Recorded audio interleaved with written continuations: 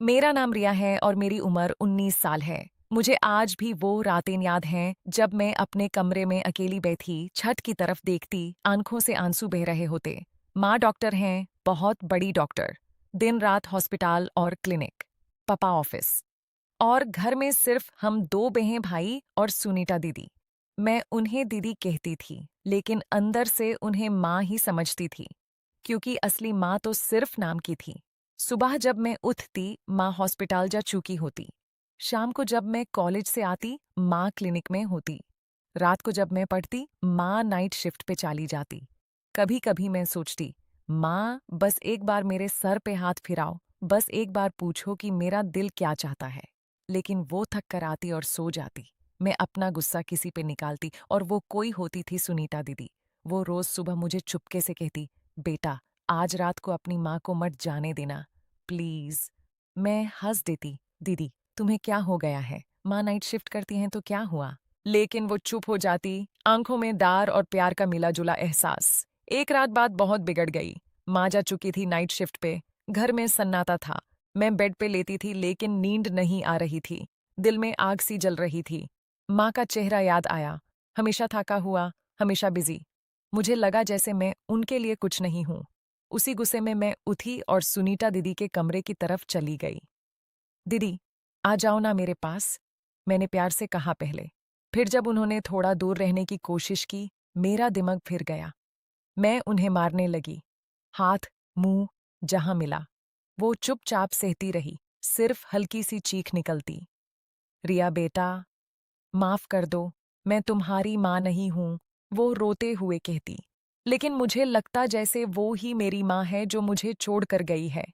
मैं उन्हें पीटती और कहती, तुमने मुझे क्यों अकेला छोड़ दिया? क्यों?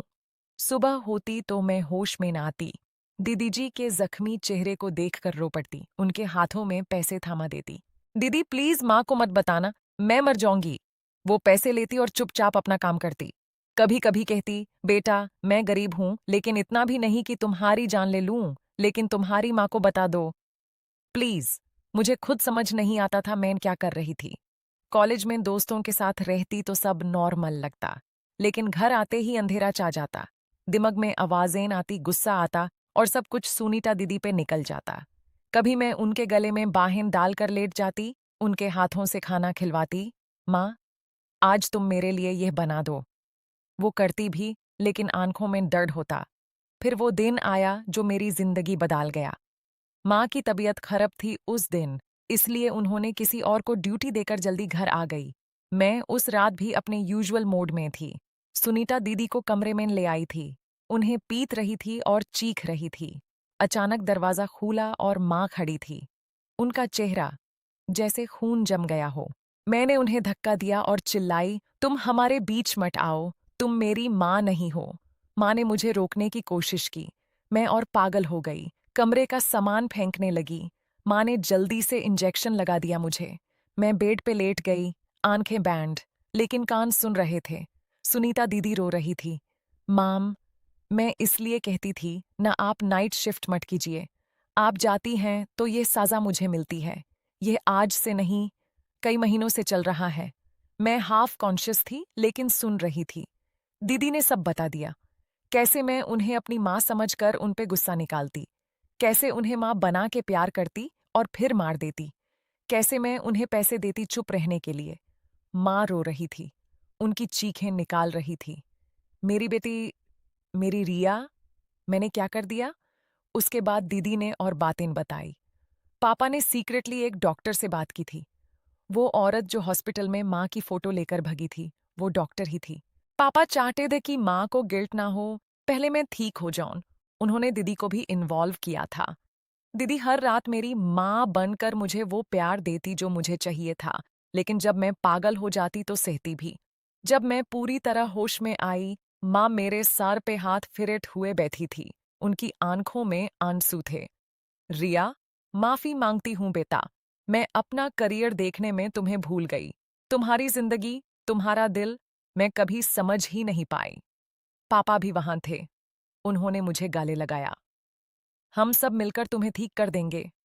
उस दिन के बाद सब बदल गया। माँ ने नाइट शिफ्ट छोड़ दिया। अब वो सुबह 10 से शाम 4 तक काम करती हैं। घर आकर मुझे गले लगाती, मेरे कॉलेज की बातें सुनती, मेरे साथ बैठकर खाना खाती। मैं धीरे धीरे ठीक होने लगी। दीदी अब भी हैं, लेकिन अब वो सिर्फ दीदी हैं, मेरी दोस्त, मेरी रक्षक।